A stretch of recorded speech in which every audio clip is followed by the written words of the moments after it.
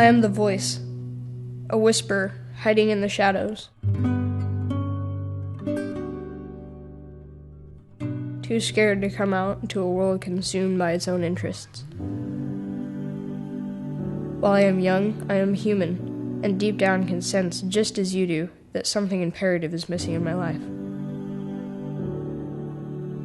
There is an emptiness that words fail to describe, and actions only misleading.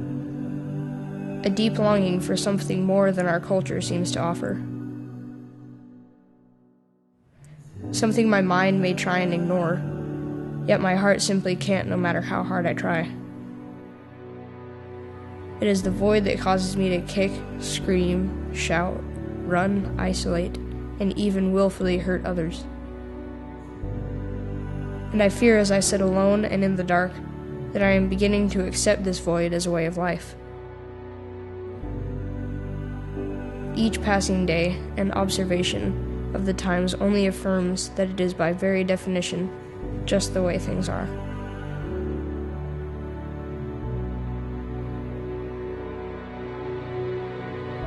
But there's a question in me that still remains. Does it have to be this way?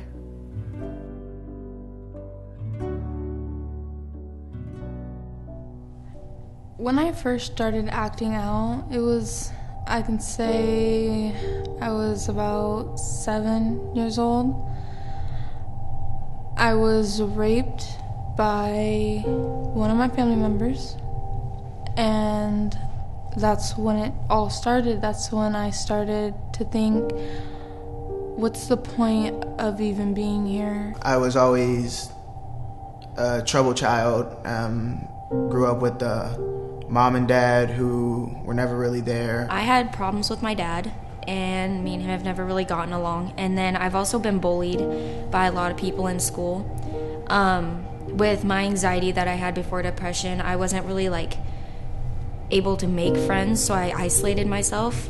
That's kind of where all this bad behavior kind of spiraled, started. Stealing, cutting, trying to commit suicide, taking pills, doing whatever I could to make the pain go away.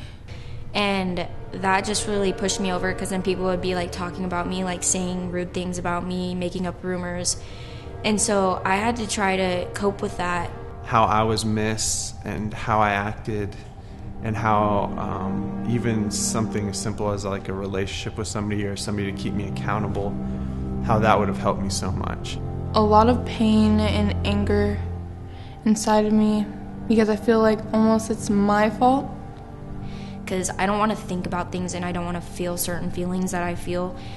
And then when I started cutting, it was oh wow, it did take that pain away. They want to put other kids in their place and be on top, and it's really hard to do when every single kid is trying to do the same thing.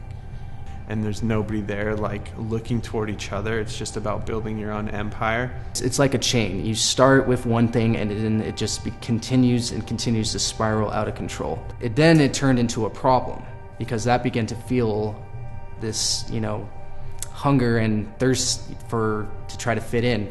You get called a whore, or you get called a slut, and all those kind of things. And that stuff really got to me, because I didn't really do anything to deserve that. I didn't know of any other way to get rid of my pain. So I don't, the only thing that goes through my head is either scissors, a razor, or something sharp that I can eventually get to and just make that pain go into a different part of my body instead of my brain and my heart. The more inside he or she goes with that pain, the more it has to go somewhere. Pain has to go somewhere. And so cutting relieves it for them. Eating disorders relieve it for them in very, very pathological ways. You have to be perfect. That's pretty much with things with society these days. You just have to be perfect, or someday, you will get picked on for no reason. They're missing that support structure. They're missing that person or the parents, the people in their life that would say, you know what? You're more than this. You can do this. You can overcome this. You have this opportunity. You have this gifting. You have this ability. Why did it happen to me again? Why is God doing this to me? that I don't feel like anyone's gonna take me for who I am and who I've become because of my past. Because kids are isolated in their world for whatever reason today, more so than normal, because of the social media and whatnot, and their thought that they actually are being heard and seen, when the reality is they are not. I really don't know like what's going on with us. It's something huge, and it's going to be hard to get to the bottom of, because I mean, things with us teenagers these days are just deep, and deeper than we let anyone let on, and we keep things to ourselves, and the pressure builds up within us, and it always comes out the wrong way. Just not a place you really want to be, and you learn from that though. So that's kind of how everything, you know, it leads up to that one point. Today, it kind of helps me be who I am, because I really hate seeing other kids get put in those situations. So when I get opportunities, I try my hardest to help them out. If I do get over it, that I did get through it, that I did win, and that battle just happened to show me what I needed to do better in life. Anyone, whether you are a neighbor or a relative, an aunt, uncle, you know, a teacher, a youth pastor, whoever you are, if you have the time and the willingness to look at a kid who's struggling and look them in the eye and say, help me understand what this is all about for you, in most cases, that kid will open up, because very few people take the time, especially a troubled kid, to look them in the eye that tells them it really matters to me what you're going through, and I want to hear about it. Just the simple, like, what are you doing with your time? Why do you exist? As I'm talking to this guy, I don't think his mom is malicious. I don't think his mom is intending to not encourage your son. But in the course of her own brokenness and her own just trying to make ends meet, trying to get things by, what gets lost is no one speaking life. I want to be a guy like Jeff Cheeseborough. I want to help people. And if I had to break it down, I'd say he represents a sign of hope. Jeff has honestly gotten into my head and made me really think that I am beautiful inside. Of the ones I'm meeting with, 90%. I would say of the general population I'm with, still the majority, over half of them, that don't have that person that is validating who they are, who God created them to be. Because I think kids look up to the older person for like a role model, so you gotta be a role model for them. And so I think the more we can engage kids and pull them outside of themselves and give them voice to what they're feeling, the more we'll see a difference. And actually turning my eyes towards somebody else and learning how to care about them more than I care about myself. This generation needs more help than is let on. I mean, we're going through a tough time. We're really prideful. We're keeping secrets, and we're not getting help.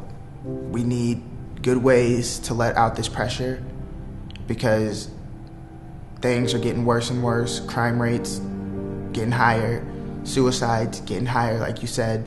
I think if more adults were like Jeff and more like you guys, trying to help and care about other people, it would help a lot, because then your own teenagers or younger kids wouldn't have to go through all this stuff, because then they'd feel like their own mom, their own dad cares, and they can actually go to you and talk to you about stuff. Knowing that the majority of them that are in and missing one or both parents, it's oftentimes the father, and they're missing that voice of the father. And so to speak to them from a father's heart, having my own kids, but looking at them like they're my kids and letting them know that you are loved, you're valuable, you're beautiful, and then to know that there is one who made you, that you have a heavenly Father. As messed up as your earthly example may be, and as hurtful as it may have been, there's something innately in us that knows it's not supposed to be that way.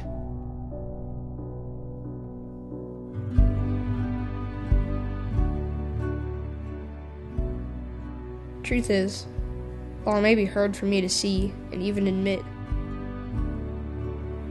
it's you I need, and I know I can't do this alone.